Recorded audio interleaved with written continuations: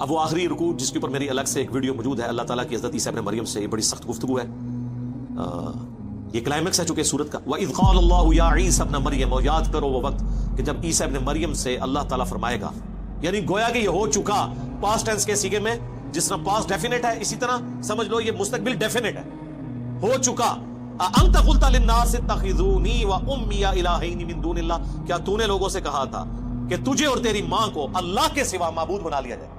اس میں پتہ چل گیا من دون اللہ کون ہو گیا؟ عیسیٰ ابن مریم بھی اور ان کی والدہ، اولو العزم پیغمبر بھی 5 میں سے، اور اولیاء کی سردار بھی یعنی ان کی والدہ۔ جی من دون اللہ بت ہوتے ہیں، بت بھی ہوتے ہیں، فرشتے بھی ہوتے ہیں، جن بھی ہوتے ہیں، پیغمبر بھی ہوتے ہیں، جب لوگ انہیں اللہ کے مقابلے پہ کھڑا کر لیں، ورنہ پیغمبر جو ہے وہ حزب اللہ ہے، لیکن جب اللہ کے مقابلے پہ آئیں گے تو توحید تو ننگی تلوار ہے۔ قال سبحانک، انہوں نے کہا اللہ تو پاک ہے۔ کیا لطیف اشارہ ہے، اب یہ ہم ترجمہ نہیں کر سکتے یہاں پہ، اس کے اندر کیا قیامت مضمر ہے کہ اے اللہ غلطیوں سے تو صرف تو پاک ہے، یعنی لغزش کا احتمال تو موجود ہو سکتا ہے کسی انسان کے اندر، پاک تو صرف تو۔ ما یکون لی ان اقول ما لیس لی بحق، مجھے کب شایع تھا اس بات کا، میں کیسے اہل ہو سکتا ہوں کہ میں ایسی بات ان سے کروں جس کا مجھے کوئی حق حاصل نہیں۔ سورہ آل عمران میں نہیں آیا کبھی ایسا نہیں ہوا کہ ہم کسی پیغمبر کو کتاب اور حکمت دے کے بھیجیں اور وہ لوگوں سے یہ کہنا شروع کر دے کہ لوگوں میرے بندے بن جاؤ، بلکہ وہ تو یہی کہے گا کونوا ربانیین، اللہ والے بن جاؤ، ربانی بن جاؤ۔ اللہ فرماتا ہے پیغمبر کی بھی جرت نہیں ہے، تو کہیں گے اللہ تو پاک ہے، مجھے کب شایع تھا کہ میں وہ بات کروں جس کا میں اہل ہی نہیں ہوں۔ ان کنت قلتہ فقد علمتہ، اگر میں نے کوئی ایسی بات کی ہے تو تیرے علم میں تو ہوگی۔ اچھا اب یہ نہ سمجھے کہ حضرت عیسیٰ ابن مریم کوئی چرب زبانی اللہ سے کر رہے ہیں کہ اللہ تمہیں سارا کچھ پتہ ہے نا، میرے کو پوچھ رہے ہیں، نہیں، یہ ڈرے ہوئے ہیں کہ اے اللہ کہیں بالفرض کبھی اگر کوئی ایسی بات ہو بھی گئی ہوئی تو تیرے علم میں ضرور ہوگی، یعنی وہ اپنا کانفیڈنس لوز کیا کہ میں نے تو کوئی بات ایسی نہیں کی، لیکن پھر بھی میں کلین چٹ اپنے آپ کو نہیں دیتا، کیونکہ سٹارٹ انہوں نے کس سے کیا؟ سبحانک، پاک تو صرف تو ہے۔ اب آپ کہیں گے یہ ترجمہ میں کیوں کر رہا ہوں؟ اس لیے کہ حضرت یونس علیہ السلام نے اللہ سے کیا کہا تھا جب مچھلی کے پیٹ میں رکھے گئے، اور سورہ الصافات میں اللہ نے فرمایا اگر یونس مچھلی کے پیٹ میں ہم سے وہ دعا نہ کرتے تو وہ مچھلی کے پیٹ سے اس دن نکالے جاتے جس دن مردے قبروں سے نکالے جائیں گے، یعنی ہم ان کی وہ لغزش کی معافی نہ کرتے۔ کیا دعا کی تھی؟ لا الہ الا انت سبحانک، اے اللہ تیرے سوا کوئی معبود نہیں، پاک صرف تو ہی پاک ہے، انی کنت من الظالمین، بے شک میں ہی ظالم ہوں۔ پیغمبروں کو ہم معصوم عن الخطا کہتے ہیں، پاک نہیں ہوتے، وہ والا پاک جو سبحان ہے، وہ سبحان اللہ ہی ہے۔ ہاں سبحان الرسول کہیں پڑھا آپ نے؟ نہیں، ہو ہی نہیں سکتا، ہو ہی نہیں سکتا۔ کمزوریاں ہر انسان کے ساتھ لگی ہوئی ہیں، دیکھیں جو بلٹ ان کمزوریاں ہیں اس سے تو نہیں کوئی نکل سکتا۔ اللہ کھانے پینے کا محتاج ہے کہ نہیں؟ اور پیغمبر ہے، سورۃ المائدہ میں ہے عیسیٰ ان کی ماں روٹی کھایا کرتے تھے، کھانے کے محتاج تھے، تو یہ کمزوری ہے، گناہ نہیں ہے، لغزش نہیں ہے، ایک کمزوری ہے ان کے اندر۔ پاک صرف اللہ کی ذات ہے، پیغمبر معصوم ہے، پاک نہیں ہے۔ اب دیکھیں اللہ تو پاک ہے، مجھے کب شایع تھا؟ بالفرض اگر میں نے کوئی بات کی بھی ہے تیرے علم میں تو ہے، تعلم ما فی نفسی ولا اعلم ما فی نفسک، تو جانتا ہے جو کچھ میرے جی کے اندر ہے اور میں نہیں جانتا کہ تیرے جی میں کیا ہے۔ یہ ہے وہ ڈر کہ اللہ تو نے اب کیا فیصلہ کیا ہوا ہے، یہ جو میری پرسش ہو رہی ہے تو اب کرنے تو کیا جا رہا ہے، مجھے نہیں پتا، تقدیر کا کیا فیصلہ ہے وہ تیرے علم میں۔ یہ کون کہہ رہا ہے؟ پیغمبر، اولو العزم پیغمبر۔ تو بابت شاہی کوئی نہیں سرکار، ایک کہندے نے جناب وہ شیخ عبد القادر جیلانی فرمایا میں تے جنت نہیں جانا جب تک سارے مرید نہ لے جان، اور سرکار اتنے تمہیں کھنگن نہیں دینا کسی نے، اتنے تے پیغمبر دیکھ رہو وہ بھی کہہ رہے ہیں یا اللہ تو پاک ہے، کیتا کچھ بھی نہیں، پچھلے نے کیتا ہے، جواب دے حضرت عیسیٰ ابن مریم ہو رہے انک انت علام الغیوب، بے شک غیبوں کا جاننے والا تو ہی ہے۔ دیکھ لے علم غیب بھی کلیئر ہو گیا، مجھے نہیں پتا تیرے جی میں کیا ہے، تجھے پتا ہے، اور پھر الٹیمیٹلی پتا تو تجھے ہی ہوگا، مجھے تو اتنا ہی پتا چلے گا جتنا تو وہی کے ذریعے بتائے گا، عالم الغیب تو صرف تو ہے۔ ما قلت لهم الا ما امرتنی، میں نے تو صرف ان سے وہی کچھ کہا تھا جو تو نے مجھے حکم دیا تھا، امرتنی بھی، میرے ساتھ جو حکم تو نے نازل کیا، ان اعبدوا اللہ، کہ عبادت کرو اللہ کی، ربی و ربکم، جو میرا بھی رب ہے اور تمہارا بھی رب ہے۔ میں نے تو توحید کی بات کی، اپنا رب بھی تجھی کو مانا اور اسی کی تبلیغ اپنے ماننے والوں کو کی۔ وَكُنْتُ عَلَيْهِمْ شَهِيدًا مَا دُمْتُ فِيهِمْ، اور اے اللہ میں اس وقت تک ان پر گواہ تھا جب تک کہ میں ان کے اندر رہا. فلما توفیتنی، اور جب تو نے مجھے پورا کر دیا. میں ترجمہ یہ نہیں کر رہا کہ تو نے مجھے موت دے دی، کیونکہ سورۃ النساء میں واضح طور پر اور سورہ آل عمران میں اشارتاً موجود ہے کہ آپ کو زندہ اٹھایا گیا. باقی تفصیل کے لیے میری وہ ویڈیوز دیکھ لیں، حیات مسیح اور نزول مسیح. جب تو نے مجھے اٹھا لیا، کنت انت الرقیب علیہم، اس وقت تو ہی ان پر گواہ تھا. یعنی میں حاضر و ناظر کوئی نہیں تھا وفات کے بعد. یہ کہتے ہیں نا جی اللہ کے نبی علیہ السلام مدینہ شریف میں قبر میں ہے، لیکن وہاں بیٹھے ہوئے ہمیں دیکھ رہے ہیں، یہاں پہ موجود نہیں ہے لیکن دیکھ رہے ہیں. لیکن عیسیٰ ابن مریم کیا کہہ رہے ہیں کہ جب تو نے مجھے اٹھا لیا میں ان پہ گواہ بھی نہیں تھا. وَأَنْتَ عَلَىٰ كُلِّ شَيْءٍ شَهِيدٌ، اور تو ہی ہر بات پہ گواہ ہے. یعنی عقیدہ حاضر و ناظر بھی کلیئر کر دیا. کوئی پیغمبر حاضر و ناظر نہیں ہے. ہمارے نبی کے بارے میں سورۃ القصص میں ہے، نبی جب ہم نے موسیٰ علیہ السلام کو پکارا کوہ طور پہ، نہ تو آپ وہاں موجود تھے اور نہ آپ دیکھ رہے تھے، نہ آپ شاہد تھے، نہ فزیکلی موجود تھے نہ شاہد تھے، نہ حاضر تھے نہ ناظر تھے. یہ اللہ کی کوالٹیز ہیں کہ وہ ہر چیز کا احاطہ کیے ہوئے اپنے علم سے. یہ سیم الفاظ ہیں جو بخاری مسلم میں نبی علیہ السلام نے اپنے ساتھیوں کے بارے میں بولے کہ بخاری مسلم دونوں میں حدیث موجود ہے، میرے حوض کوثر پہ میرے اصحاب لائے جائیں گے، میں کہوں گا اصحابی اصحابی، یہ تو میرے ساتھی ہیں. مجھے بتایا جائے گا اللہ کے نبی آپ کو نہیں پتا آپ کی وفات کے بعد یہ دین سے الٹے قدم پھر گئے تھے. اور بخاری میں موجود ہے یہ وہ لوگ تھے جو حضرت ابوبکر کے دور میں مرتد ہوئے، منکرین زکات بن گئے، جن کے خلاف حضرت ابوبکر کو تلوار اٹھانی پڑی. فتح مکہ میں یہ لوگ مسلمان تھے. تو پھر میں کہوں گا کہ سحقا سحقا لمن غیر بعدی، ان پہ پھٹکار ہو، ان کو مجھ سے دور کر دو جنہوں نے میرے بعد میرے دین کو بدل دیا. اور پھر بخاری مسلم الفاظ ہیں میں اس وقت وہی کہوں گا جو عبد صالح عیسیٰ ابن مریم کہیں گے.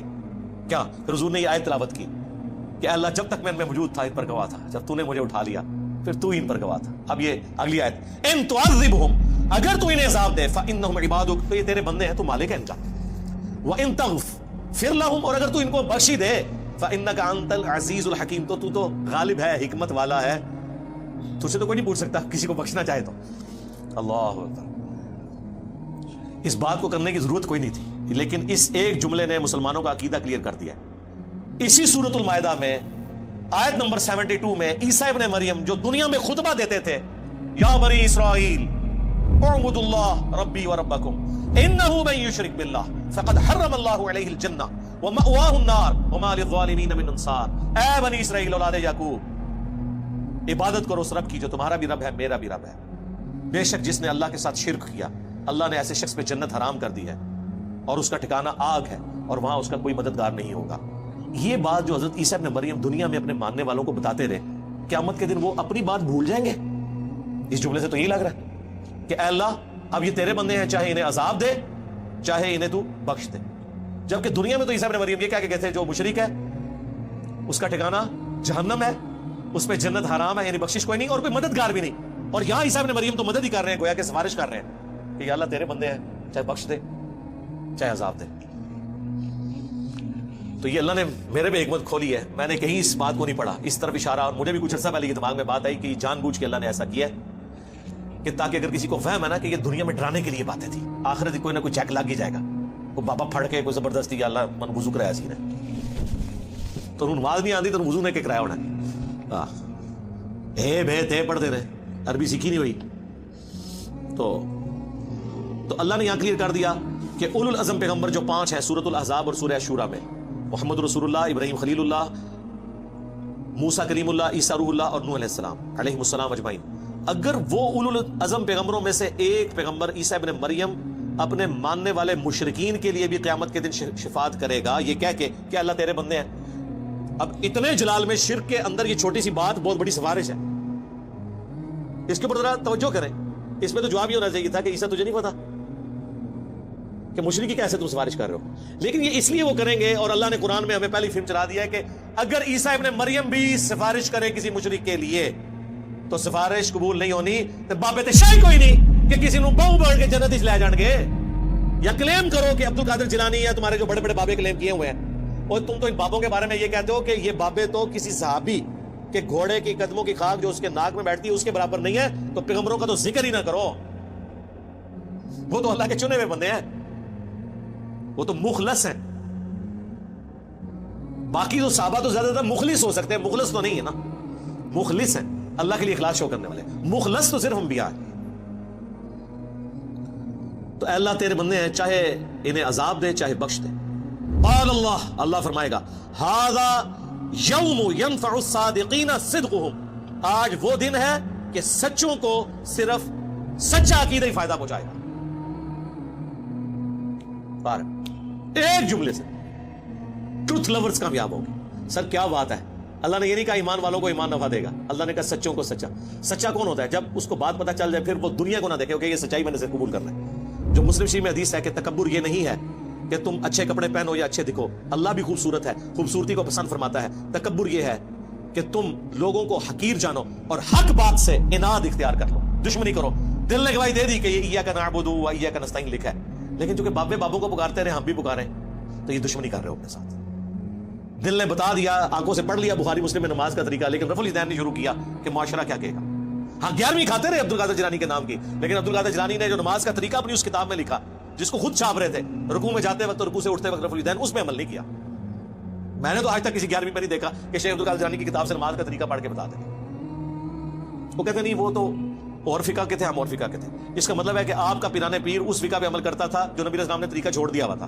تو جس پیر کے علم الغیب کا، آپ تو کہتے ہیں آپ کا پیر آپ کے ساتھ ہوتا ہے، جس کے علم کا یہ لیول ہے کہ اس نے پوری زندگی نماز ہی وہ پڑھی ہے جو حضور نے ختم کروا دی تھی، جدی نماز ہی غلط سی، انہیں تو کے دینا ہے.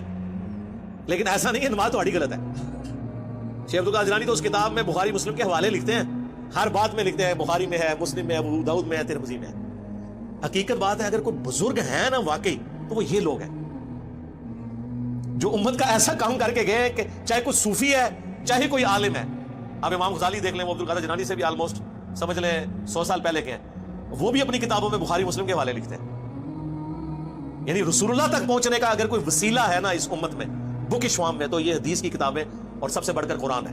اور ظاہر ہے کہ حدیث کی کتابیں صحابہ تابعین کے ذریعے ہم تک پہنچا. تو بزرگ تو یہ لوگ ہیں. قال اللہ، اللہ فرمائے گا ھذا یوم ینفع الصادقین صدقہم، آج وہ دن ہے کہ جس دن سچوں کو سچائی ہی نفع دے گی. لہم جنات تجری من تحتها الانہار، ان کے لیے باغات ہیں جس کے نیچے نہریں بہتی ہوں گی. خالدین فیہا ابدا، اس میں رہیں گے ہمیشہ ہمیش. رضی اللہ عنہم ورضوا عنہ، اللہ ان سے راضی اور وہ اللہ سے راضی. اللہم اجعلنا منہم مع النبیین والصدیقین والشہداء والصالحین. اللہم انا نسألک جنت الفردوس مع النبیین والصدیقین والشہداء والصالحین. آمین. دیکھ لیں رضی اللہ عنہم ورضوا عنہ سارے وہ لوگ ہیں جنہوں نے دنیا میں اللہ کو راضی کر لیا، اس کے پیغمبروں کی پیروی اختیار کر لی. ذالک الفوز العظیم، یہ ہے بڑی کامیابی. یعنی دنیا میں تو لوگ کامیابی سمجھتے ہیں کہ بہت زیادہ دولت کما لی، بہت بڑا سٹیٹس حاصل کر لیا، بہت زیادہ فالوور ہو گئے، کسی کے بہت زیادہ مریدین ہو گئے، چاہنے والے ہو گئے. دنیا میں ایک شخص فٹ پاتھ پہ لاوارث مر جائے، اس کی لاش کا دفنانے والا بھی کوئی نہ ہو، لیکن اس نے زندگی اللہ کے لیے گزاری ہے، اسے کوئی فرق نہیں پڑتا، وہ اللہ کی جنتوں میں پہنچ چکا. رومن امپائر کی بیٹل فیلڈز کے اندر جو صحابہ تیل کے کڑاہوں میں روسٹ کیے گئے، وہ روسٹ ہوتے ہی جنت میں پہنچ گئے. صحیح بخاری میں موجود ہے نا، جعفر طیار جو حضرت علی کے بھائی تھے، غزوہ موتا میں ان کے 2 بازو کٹ گئے تھے. حضور نے فرمایا اللہ نے اسے جنت میں 2 پر دیے، اسی لیے ان کو تیار کہا جاتا ہے. تیارہ اردو میں بھی لفظ استعمال ہوتا ہے نا عربی کا، اڑنے والا، اور وہ جنت میں اڑ رہے ہیں. ادھر بازو کٹے ہوئے ہیں اور ادھر جنت میں. سبحان اللہ. ذالک الفوز العظیم، یہ ہے بڑی کامیابی.